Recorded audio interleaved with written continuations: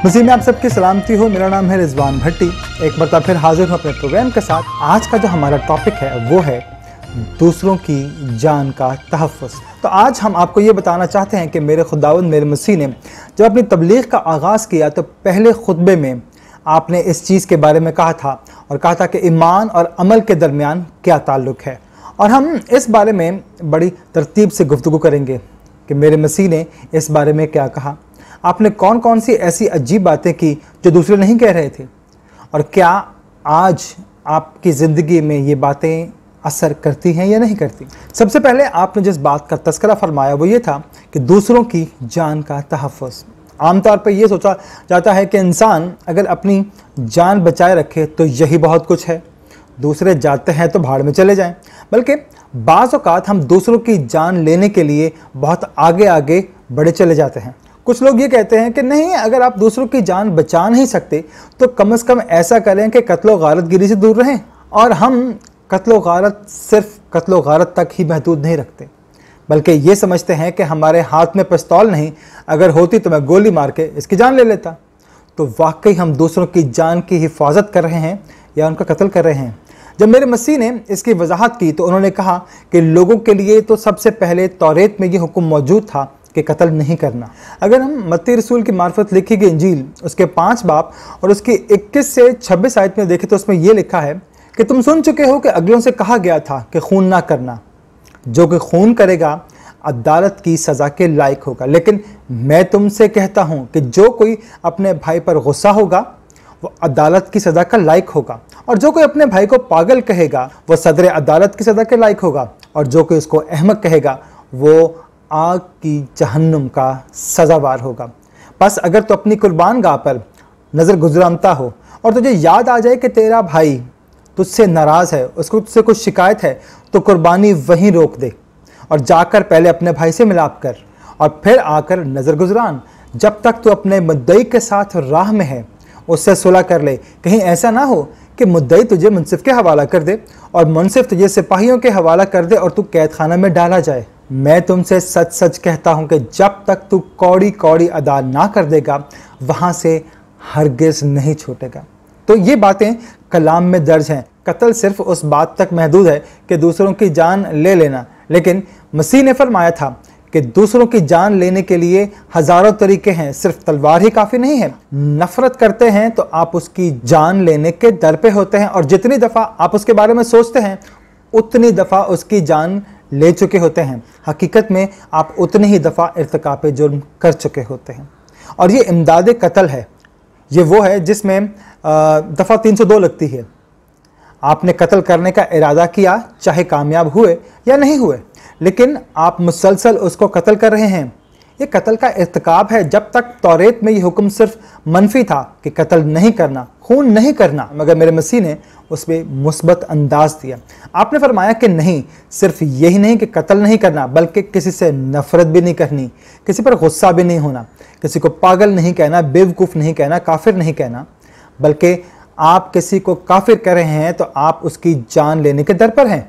आप तो ये फतवे जारी कर रहे हैं कि इसकी जान ले लें तो भी कत्ल के बराबर है। इस किस्म की जो हरकत नहीं करता बल्कि उसके मुकाबले पर उसकी जान का तहफ़्फ़ुज़ करता है, क्योंकि जिस माशरे में इस किस्म के फतवे जारी किए जाएं तो जाहिर है हर कोई शख्स कानून हाथ में ले लेता है, उस शख्स को कत्ल कर देता है। तो जिसके कहने पर कत्ल किया गया वो भी तो कातिल है, जिसने कत्ल किया वो भी, और जिसने कत्ल करवाया वो भी कातिल है। मगर मेरे मसीह इससे बहुत पीछे की बात फरमा रहे हैं कि इसके पीछे कौन सा जज्बा कार फरमा है, कौन है जो ये सब करवा रहा है कि दूसरों की जान ले रहा है। उस शख्स से आपको कोई नुकसान नहीं होगा, उसका अकीदा कुछ भी हो, आपका उससे कोई ताल्लुक नहीं। उसका अकीदा उसके खुदा के दरमियान एक ताल्लुक जाहिर करता है। अगर खुदा उसे ज़िंदा रहने का हक दे रहा है तो आप कौन होते हैं जो उससे ज़िंदा रहने का हक छीन रहे हैं। आप कोई खुदाई फौजदार लगे हुए हैं कि आप ये कह रहे हैं कि असल बात तो ये है कि इंसान को ज़िंदा रहना नहीं चाहिए, इंसान को बर्दाश्त नहीं करता। ये इंसान की अजीब मजबूरी है कि खुदा के बनाए हुए 2 जानवर एक जगह इकट्ठे हो जाते हैं, लेकिन खुदा के बनाए हुए 2 लोग एक जगह इकट्ठे खड़े नहीं हो सकते, लड़ना शुरू कर देते हैं, एक दूसरे को कत्ल करने की कोशिश करते रहते हैं कि कैसे इसे जान छुड़ाएं। कभी आपने सुना है कि शेर ने शेर पर हमला कर दिया, भेड़िए ने भेड़िए को काट खाया। कोई अपने हम जिन्स पर हमला नहीं करता, लेकिन इंसान वो जानवर है जो अपने हम जिन्स की जान लेता है और खुश होता है और उससे कार सवाब समझता है। तो मेरे मसीह ने फरमाया और कहा कि देखो, तुमसे कह रहा हूं कि तुम किसी से नफरत करते हो, अगरचे इस दुनिया में ऐसा कोई कानून मौजूद नहीं है जो उसको सजा दे सकता है, लेकिन खुदा की अदालत का कानून ये कहता है कि वो सजा के लायक है। तो ज़रूर है कि सज़ा दी जाएगी और वो उससे नहीं बच सकता।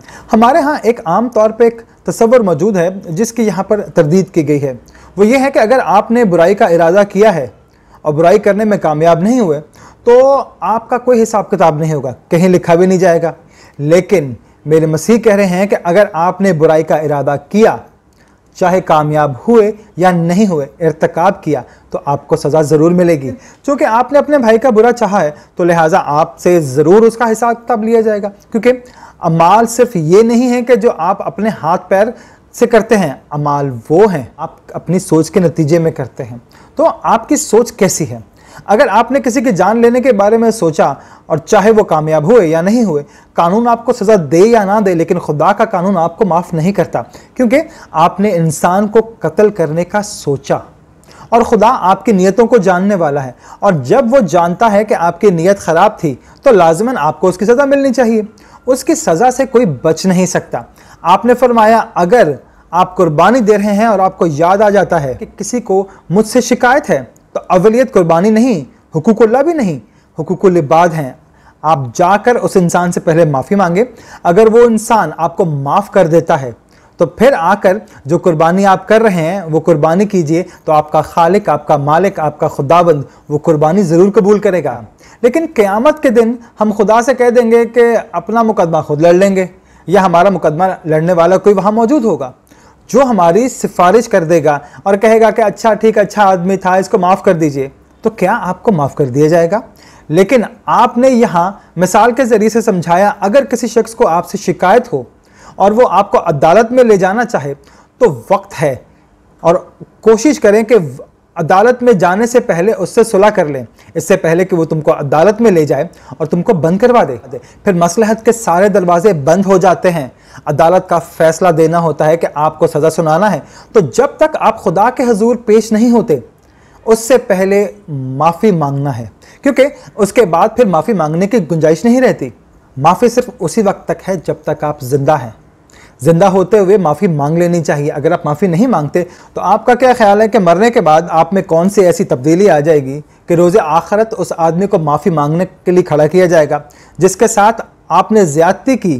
तो क्या आपको क्या लगता है कि आपको माफ़ कर दिया जाएगा या आप में कोई तब्दीली आ जाएगी उस वक्त? नहीं, आपको अपने ज़िंदा रहते हुए ही अपनी माफ़ी मांगनी है कि जो भी हमने गलती की उसकी माफ़ी का इकरार करना है, तो फिर हम माफ़ किए जाएंगे। मेरे मसीह ने तकरीबन इंसानियत की मिसाल दी, बल्कि आपने उन कवानीन की जड़ तक पहुंचने की कोशिश की और आपने लोगों को समझाया कि ये जो कवानीन बनाए गए हैं इंसानियत के तहफ़्फ़ुज़ के लिए हैं। लेकिन अफसोस के साथ ये कहना पड़ता है कि ये कवानीन इंसान की नीयत तक नहीं पहुँचते, जिसकी वजह से पूरा इंसाफ नहीं कर पाते, और आपको एक दिन मुनसिफ और आदिल ज़ात के सामने पेश होना है जो आपकी नीयतों के बारे में जानती है।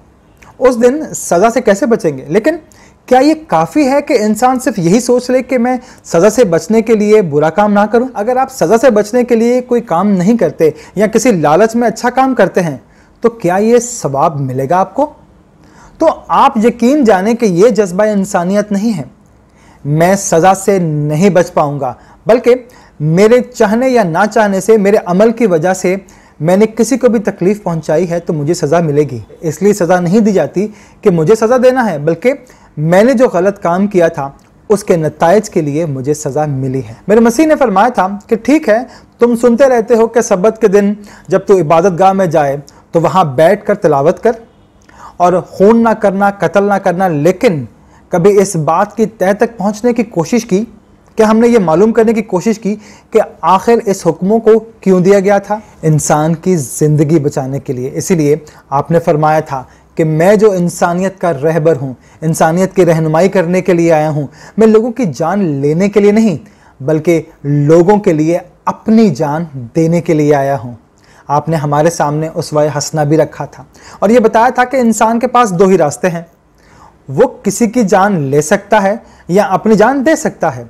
जान देने को तरजीह दीजिए, जान लेने के लिए नहीं। इसलिए अगर हम ये चाहते हैं कि हम खुदा के साले या नेक बंदे बने, तो फिर हमें उसवा हसना पर चलना होगा।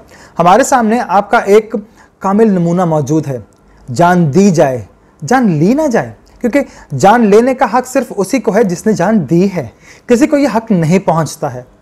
हाँ, हम दूसरों की जान की खातिर अपनी जान दे सकते हैं ताकि दूसरों की जान बच जाए। बिल्कुल उसी तरह है कि जैसे किसी शख्स की जान जा रही हो तो हम अपना खून देकर उसकी जान बचा लेते हैं। इसी तरह मेरे मसीह ने दूसरे लोगों की जान बचाई, और हम भी वही तकाजा करते हैं कि हम दूसरों की खातिर अपनी जान दें ताकि दूसरों की जान बचा सकें, ताकि रोज़े महशर कि लो वो आ गया दूसरों की जान लेने वाला। बल्कि ये नारा लगना चाहिए और ये कहा जाना चाहिए रोज़े महशर कि लो ये वो शख्स है जो दूसरों की जान बचाता रहा है। लोगों को बचाने वाले गिरोह में है या लोगों को हलाक करने वालों की फहरिस्त में? और जब आपने यही फैसला कर लिया तो जिस गिरोह में आज आप शामिल हैं, आप उसी गिरोह में रहेंगे, आपको किसी और गिरोह में नहीं डाला जाएगा। और जब ये कहा गया था कि खून नहीं करना, और जो खून करेगा वो जहन्नुम में जाएगा, तो यकीन जाने कि अगर आपने किसी की जान ली तो आप वहाँ पर आखिरत में जहन्नुम में इबरतनाक सज़ा के लायक होंगे। तो लिहाजा हमें चाहिए कि हम दूसरों की जान का तहफ़्फ़ुज़ करें, तो खुदावंद हमारी भी जान का तहफ़्फ़ुज़ करेगा और हमें अपने हिफ्ज़-ओ-ईमान में रखेगा। आमीन।